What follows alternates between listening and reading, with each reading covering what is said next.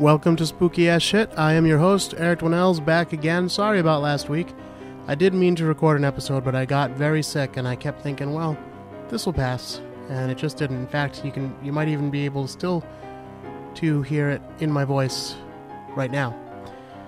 Also, this episode is a little bit late because I've been trying to record it all day, but my neighbors are throwing some kind of yard party out there, and they've been having live music all day and all night, so I'm recording this very late at night. They're still playing loud music, but they have turned it down a bit, and the live portion of the evening seems to have passed. I do live in a Brazilian neighborhood, and I will say they are a very festive people. I kind of like it, though. It's kind of nice, except it does make me want to eat exotic foods while I listen to their party music. Maybe someday I'll just walk over there and say, I don't really speak Portuguese, but maybe we can hang. But anyway, that's why these episodes are a little bit later than normal. Tonight, we're going to talk about Stonehenge, where the demons dwell, where the banshees live, and they do live well. Stonehenge, where a man's a man, and the children dance to the pipes of Pan. No, not Stonehenge in England. We're going to talk about America's Stonehenge. But before we get into a couple other things I want to talk about, I want to remind everyone, of course, about the website spookyas.com, where you can listen to each and every episode. You can also find pictures from most episodes and sometimes outtakes and YouTube videos and other reference things. You can also find links to our social media pages. We are on Facebook at facebook.com/spookyas, and we are on both Instagram and Twitter at spookyasshit. I've been doing a lot of road tripping this summer, and I have kind of an interesting story I wanted to tell you guys.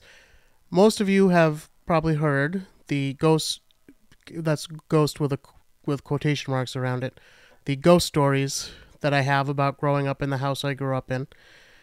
And that's really all that's happened. But something interesting did happen on one of these road trips.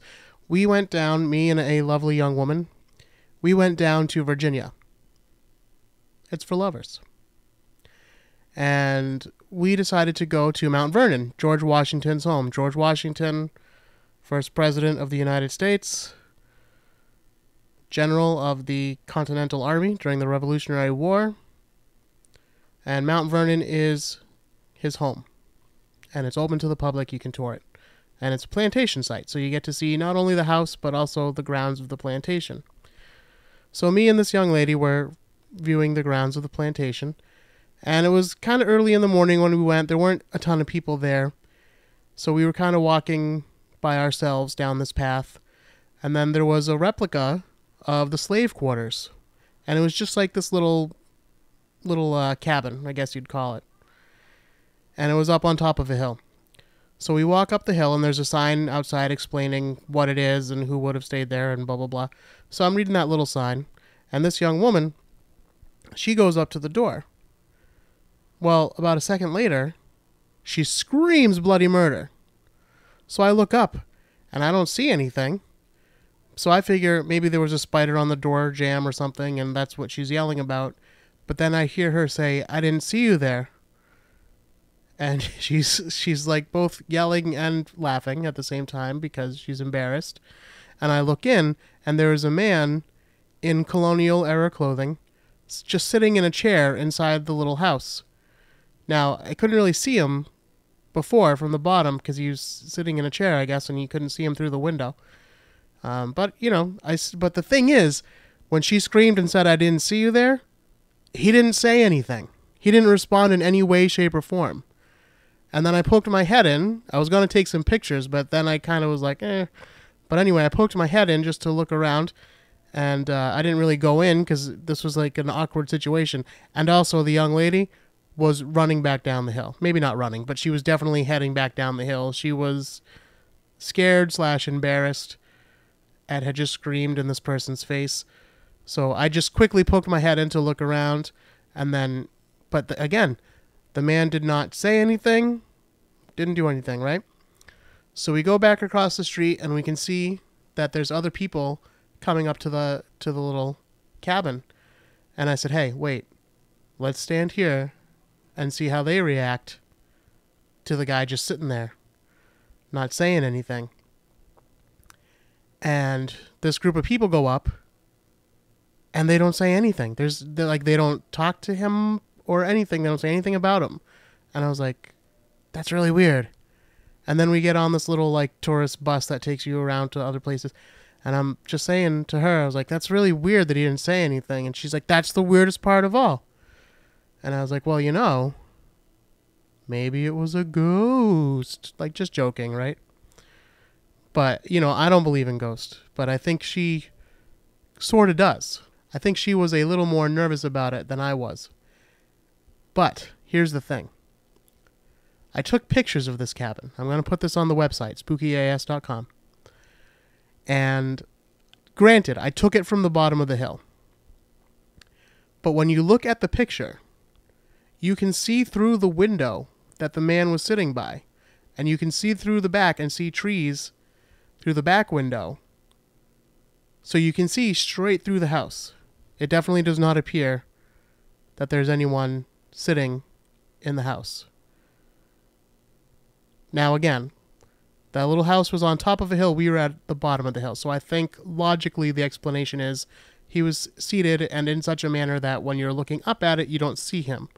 And I think probably really what it was one of the guys that worked there trying to take a little break early in the morning, trying to not be seen by employers or probably even tourists, because he definitely was not a slave. This was a white gentleman in relatively fancy colonial clothes. He was not representing a slave. And also, he was not talking to us. It's not like we walked up and he said, well, let me tell you about the slave cabins.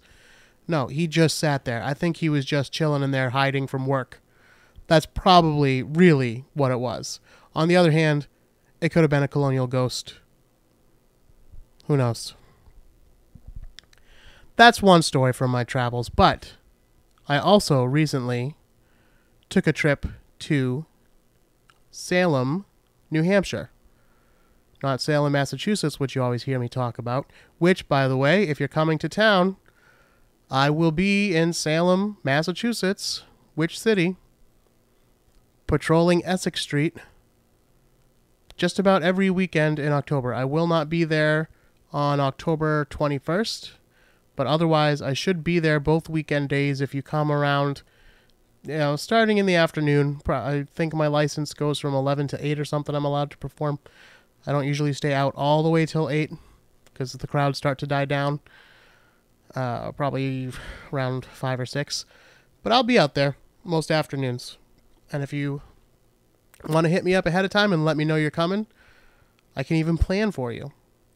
And we can do a special little show just for you.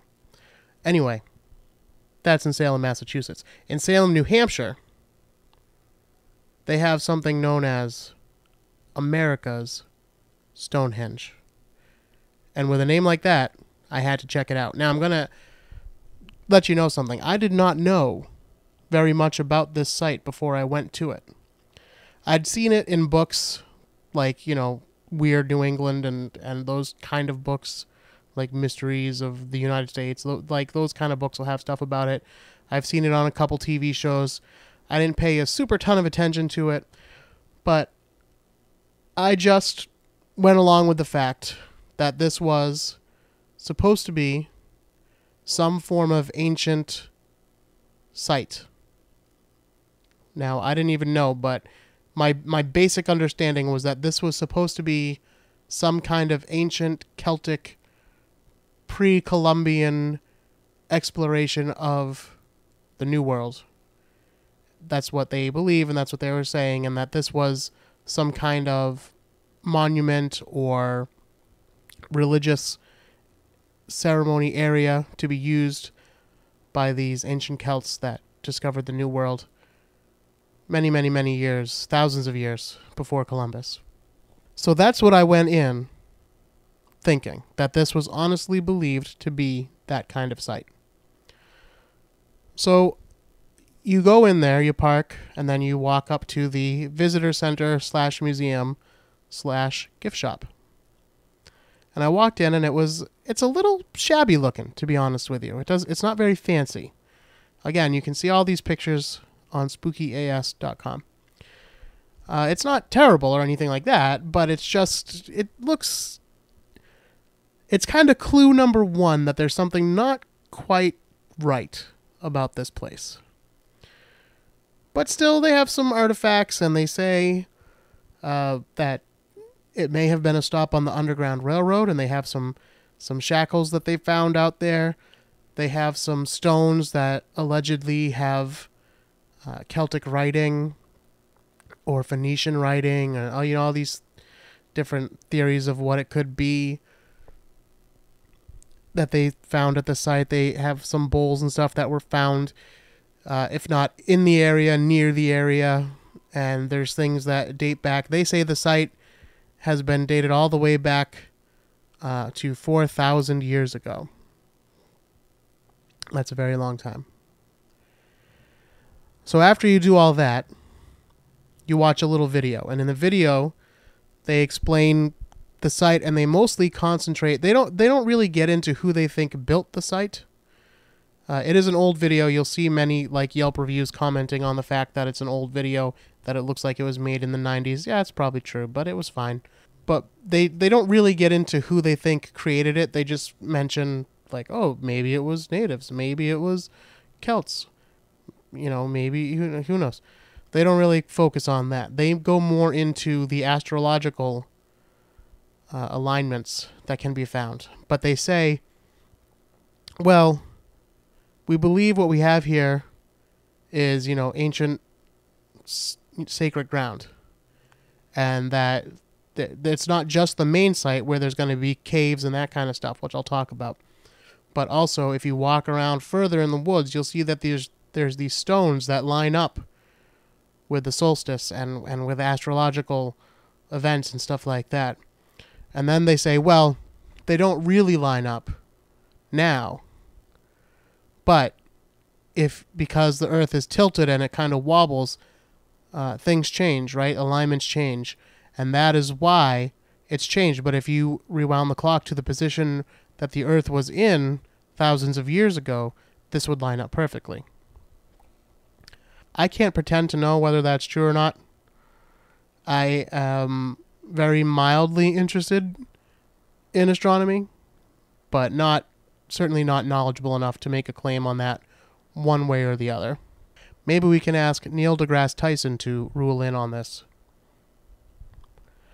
So then, after you watch the movie, you can go out and walk the trail. Now, when you first step out, they have a little seating area because they do special events there for the equinox and stuff. It's a lot of New Age kind of thing going on there. They also have an alpaca farm off to the right, and they offer snowshoeing in the winter. But over to the left, they have what they call, well, actually, I forget exactly what they call it, but it's like a kids area, and it's supposed to be like a simulated archaeological dig. And you can like sift through and find things. It's kind of interesting, but it's basically a sandbox. It wasn't crowded at all the day I went. Then you walk along the trail. It's about a half mile from the gift shop to the actual site, okay? But along the way, you pass a mock-up of a wigwam in reference to the Native Americans who were supposed to have lived in the area. Then finally you start to get to the site proper. And you begin with this little mounded cave. And when I say cave, it's not really a cave. It's like a stone structure. And they call that like the lookout cave because it's separate from the rest of the structure. And they think that's where someone might have sat and watched out. So as I'm walking along, I'm looking in this cave and I'm thinking, wow, thousands of years ago, maybe there was a guardsman right here or a greeter. Or who knows, but someone was sitting in here and looking out for other people. Isn't that interesting? To think that we're here now and there was someone here then, and this, so this is where my brain was at as I'm walking through. And they don't give you a tour, but they give you a map with numbers on it, and everything is numbered, so you're supposed to follow the numbers around and read as you go along. But I gotta be honest with you, the brochure that they give you, the way they describe everything, they don't really tell you what's what. They just, basically it says most things were thought to be used for storage. That's it. Okay, so anyway, the lookout post. Then you go in, I'm not going to go number by number, but basically you see these different things.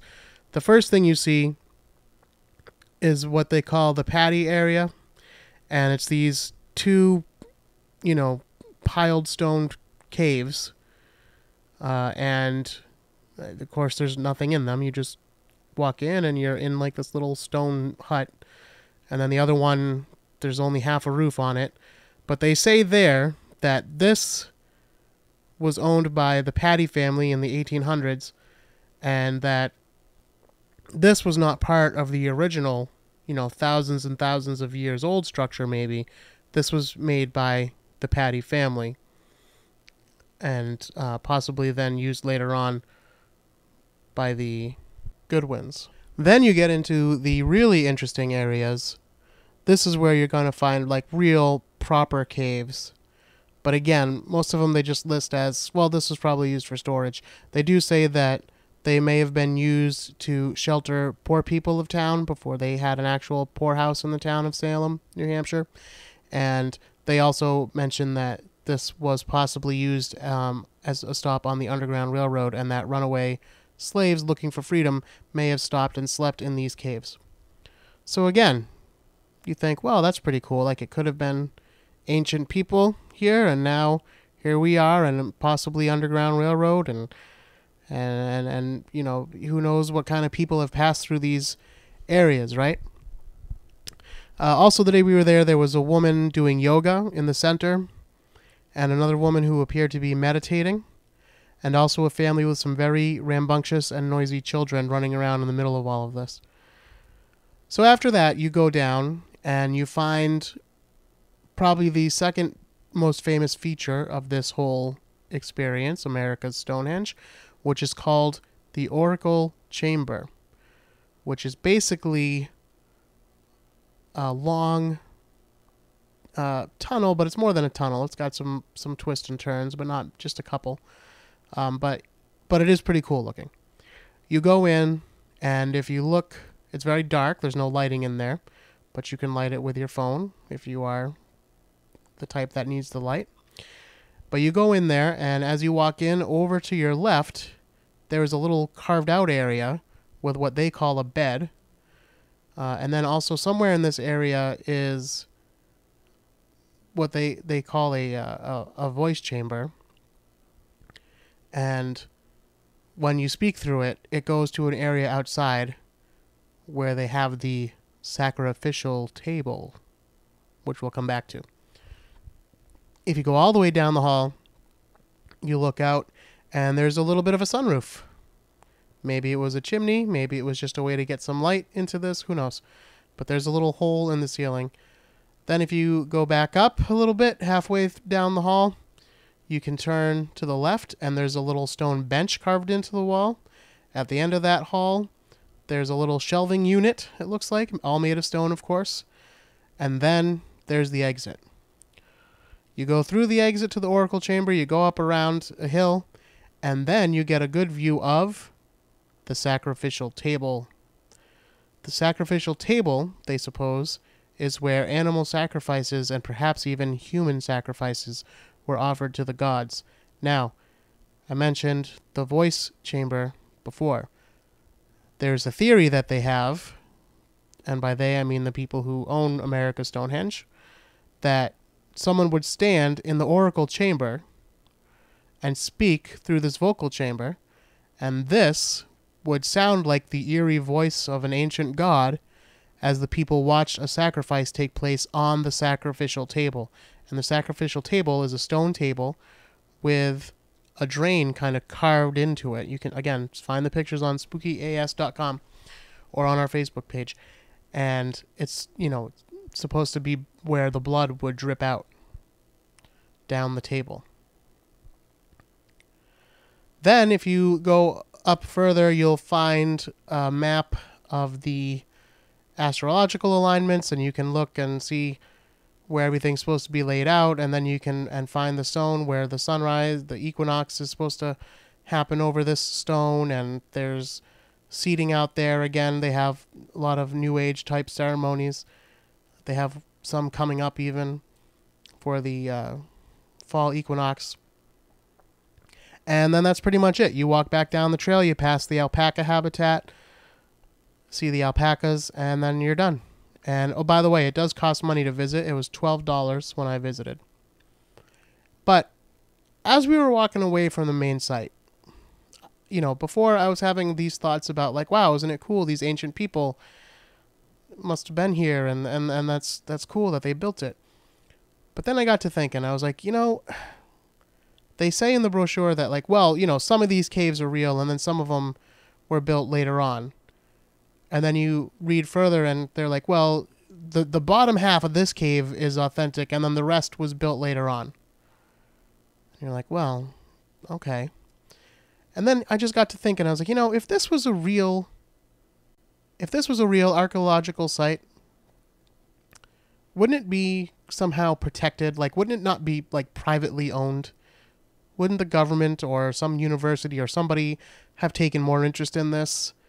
Why is it that I could just walk up and sit on this, you know, bench inside this cave that's supposed to be all these thousands of years old, but yet man-made, like piled rocks? They're not carved out of a single stone or anything like that. It seems too accessible. Something doesn't quite feel right. But I was not aware of any controversy around the site. I just took it at face value when I was walking in there. But even before we left, as we were walking the trail back to the gift shop, I guess it was just the skeptic in me, but I just Google searched America Stonehenge Real, and all these articles came up about how, you know, maybe it's a hoax, and there's really no proof as to any of the claims that they make, and all this stuff. So that got me wondering and researching, which again is what I encourage people to do on this show all the time, right? You got to use your critical thinking. Now, I would have gone anyway, even if this was a hoax, because it's something interesting. You want to visit it. You want to see what it's all about. You got to find out for yourself. And by the way, the long and short of it is, I still recommend visiting this place if you're in the area. I wouldn't go too far out of my way to view it. I don't live too far away from it, so it wasn't that big a deal for me. But I wouldn't, you know, make it across state lines necessarily to go visit normally. But if you happen to be in the area and you want to check out the mystery, go ahead. So why don't I start by telling you what we actually know about the location. The first appearance in print in any regards to this site only comes to us from 1907 from a book called History of Salem, New Hampshire. And it is described in this way. It says, quote, Jonathan Pete's Cave. He had a house in these woods 70 years ago. Took town paupers before the town farm was bought. This is a wild but beautiful spot among rough boulders and soft pines, about which the most weird and fantastic tales might be woven. There are several caves still intact, which the owner used for storage purposes. So right there, it doesn't say where the caves came from, but it sort of implies that this was just a farmer who lived here, and he made these caves for storage purposes. And the site was maybe an oddity in the fact that it had these man-made caves on it, but really, no one really gave it much thought until, in 1937, a man by the name of William Goodwin, who had been an insurance executive, purchased the area. He was convinced that the location was proof that Irish monks known as the Culdees had lived there, and that they had been there long before the time of Christopher Columbus and his so-called discovery of the New World.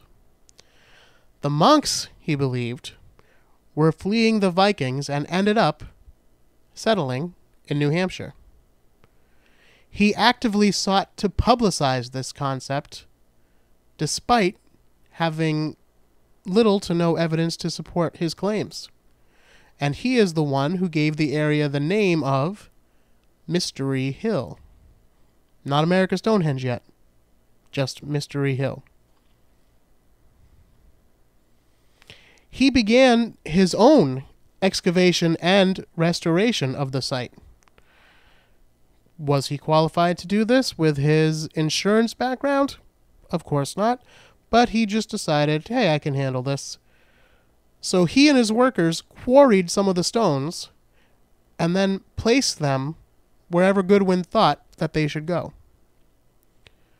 So even on the official site documentation that they give you, they do, like I said before, they mention that, like, well, you know, if you look down here, you'll see that these might be the original stones, and then Goodwin may have put these stones on here, and oh, his craftsmanship isn't quite as good as the ancients. Ha ha ha. Yeah, okay. So around the 1950s, late 1950s, the visitor center and the gift shop was built, and tours were offered for anyone willing to pay admittance to Mystery Hill. Mystery Hill remained the official name of the site until 1982, when it was renamed America's Stonehenge, which it had been called in an article that was written in the 60s. And the reason why they changed the name, so they say, is to separate it from like a roadside oddity. Like, oh, it's not just some, Mystery Hill. This is an actual ancient site, prehistory. We've got a lot going on here. We don't want a silly name like Mystery Hill. Instead, we'll call it America's Stonehenge, and then people will be even more interested because it sounds like ancient Stonehenge over in England, even though it's got absolutely no connection and it looks nothing like Stonehenge. It just happens to be made out of stone. So we'll call this America's Stonehenge, and we'll tell everyone that it's the oldest man-made site in North America. There's actually no confirmed connection or purported connection or believed connection between Stonehenge and America's Stonehenge. Also in 1982, a stone quarry was discovered north of the main site. America's Stonehenge research team, under the supervision of the New Hampshire State archaeologists, excavated the quarry site, discovering hundreds of chips and flakes of stone. Both the state archaeologist and the America's Stonehenge team concurred that this was evidence of indigenous tool manufacture, consistent with Native American lithic techniques, although they were not able to ascertain an actual date of when these flakes were made or the tooling could have been done. There has been some carbon dating done on the site. There are some stones that are very old and found, with tree roots wrapped around them and everything, and other things that they've tested different levels. It's really kind of complicated. If you go to the wiki page about it, you can see everything that they tested, and if you're technical minded, you might be able to understand all of what they write. I'm not going to get into the full details here, but they did find some charcoal pits, and they did the carbon dating on those, and those proved to be between 2000 BCE and 173 BCE, when the area was populated by ancestors of current Native Americans. But it's important to remember that just because you find stones that are that old, that doesn't mean that there was actual human involvement. They also found, charcoal that old, but a fire in and of itself doesn't mean that a human had anything to do with it. It's possible, but even then, it's more likely that these were ancestors of the Native Americans than it's true that Irish monks came over. Because despite claims that they make, there is no actual evidence that any kind of Europeans came over here and left these things. There's no... the only thing that they're basing it on is that the site looks like sites that you would find in Europe. But the thing that I would like to point out back to them is, yeah, but you also have caves that you yourself admit were built by a man who was working under the theory that these were made by European people and was actively promoting the idea. So I don't think we could put much weight into that idea. The area most likely was simply a very early Native American habitat. It was later used for various uses by farmers in the 17th and 18th century. Anthropologists and archaeologists believe that America's Stonehenge was likely the homestead of shoemaker Jonathan Pate, who settled there in 1823, built the caves himself, used them for storage, as the book said, and then they were put to many uses after that, possibly involved in the Underground Railroad, although the only proof that I've seen offered to that is that they have a manacle that was found on the site. Now, manacles could be left over from the Underground Railroad. However, if they're in New Hampshire, they're already pretty far north. It seems like they would have tried to lose those chains much earlier to me, but I don't know. I wasn't around back then. I think it's just as likely that perhaps this was used to manacle some kind of farm animal, since this was actually farmland. Now, the sacrificial table is probably the most famous spot in America's Stonehenge, and they make a big deal about it and the drainage on it and everything, and how, well, clearly this was used in sacrifices, and the blood would drip, and you could collect the blood from this trough here, and blah blah blah. Well, the thing is, the sacrificial stone actually resembles lye leaching stones, which were found on many old farms, and these were used to extract lye from wood ashes, which was the first step in the manufacturing of soap. But there's also other colonial uses for these types of stones. They could also be an apple press. You could press things on it, and it would go into the little drain, and then it would drain out, and you could collect it in a barrel at the bottom. So it doesn't necessarily show sacrifice, as cool as that would be. Although they do have a cool sign saying "This way to sacrificial table," which I was thinking about putting on my bedroom door. As I said, when I walked into the site, I really only was considering face value, what they say. Oh, this is a cool, ancient site, probably, and, thought it was cool to connect on those ways. And the thing is, it still kind of probably is. Like, there were Native Americans definitely in the area. They found pots and arrowheads and other things that suggest that there was some habitation there thousands of years ago, even if it's not European. I'm fine with that.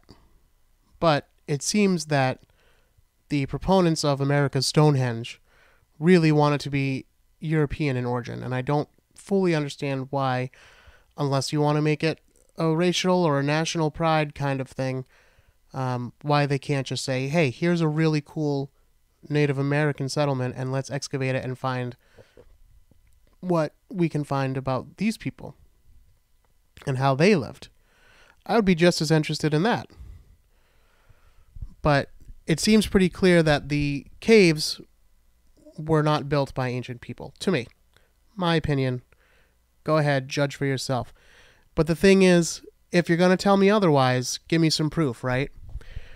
But they don't really offer much proof when you're there, aside from the astrological stuff, which, again, I can't really comment on either way. They didn't show me enough to convince me that, oh, undoubtedly this is true. And in fact, they even said, like, well, it's not technically accurate now, but maybe, 4,000 years ago, this was dead on. Okay, well, again, I can't really comment on the way of the world 4,000 years ago. But if you go to their website, first of all, it doesn't mention any controversy at all.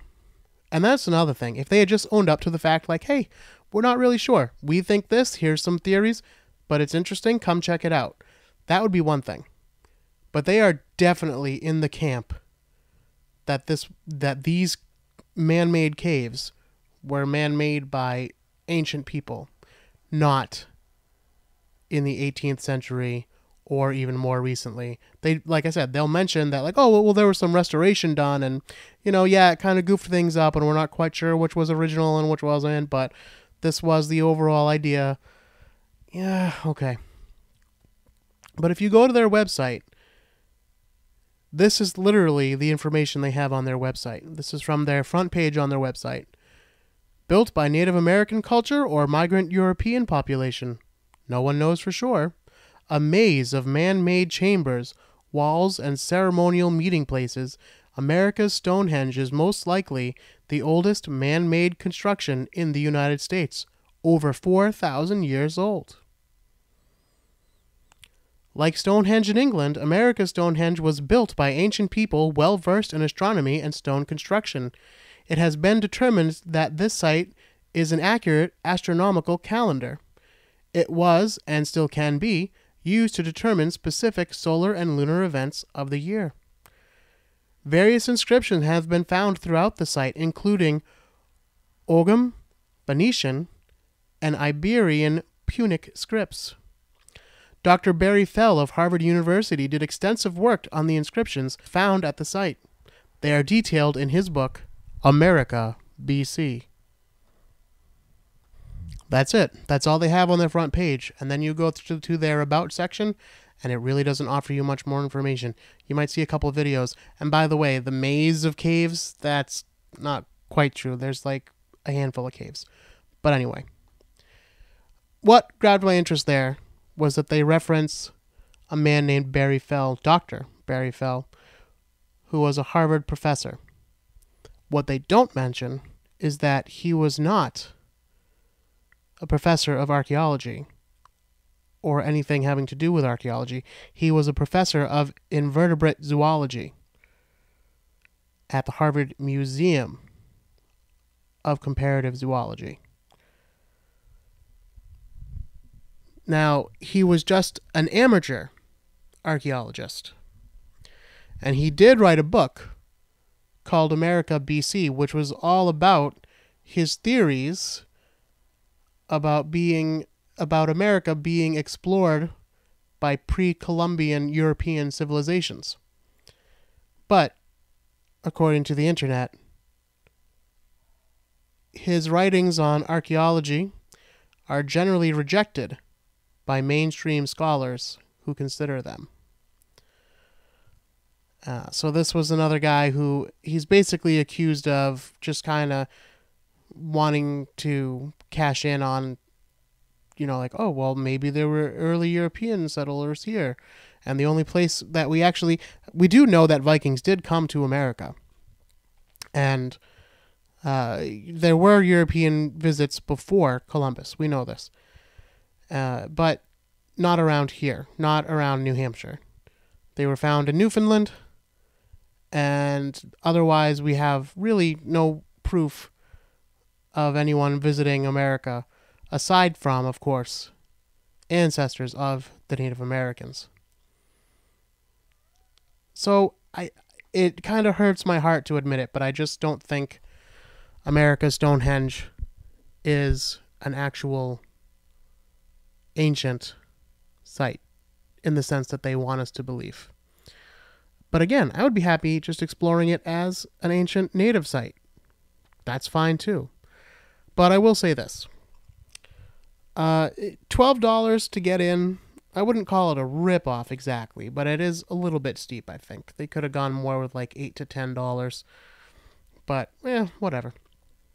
I still thought it was an enjoyable day.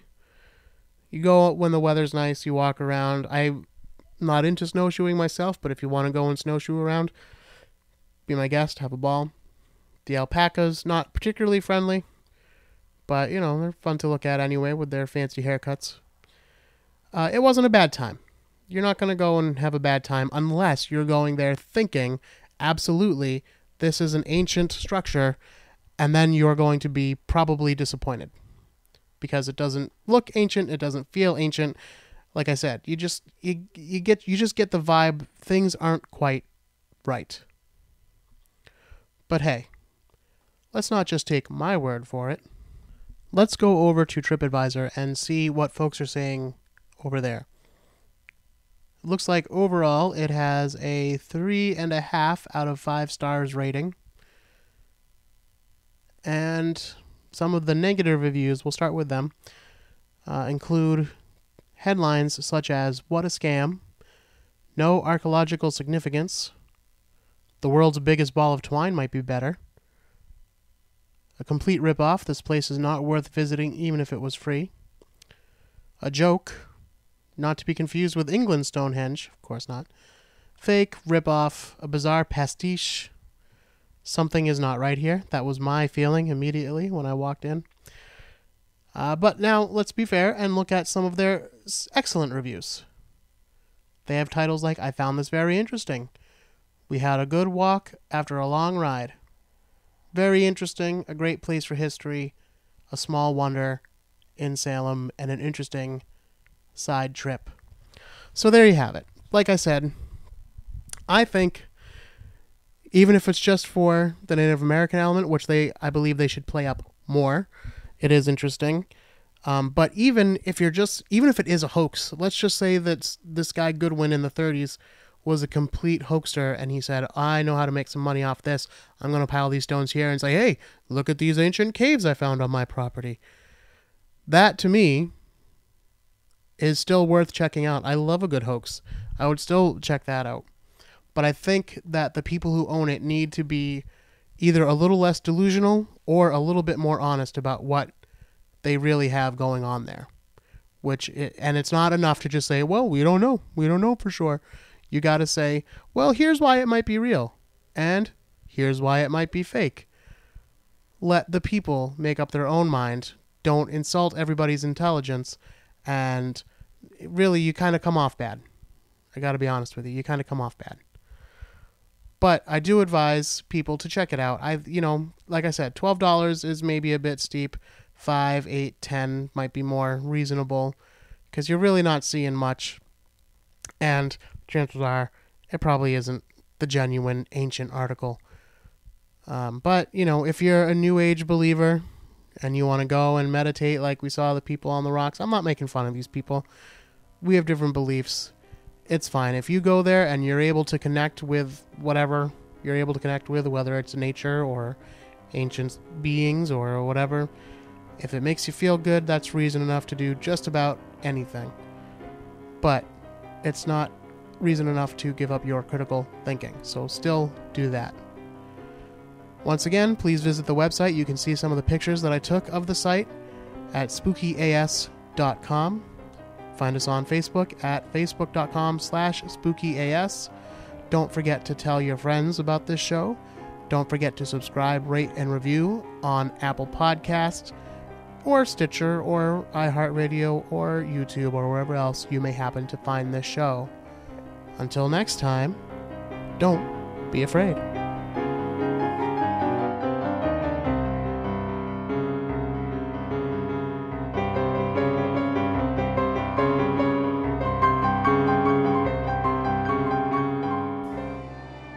No one knows who they were or what they were doing,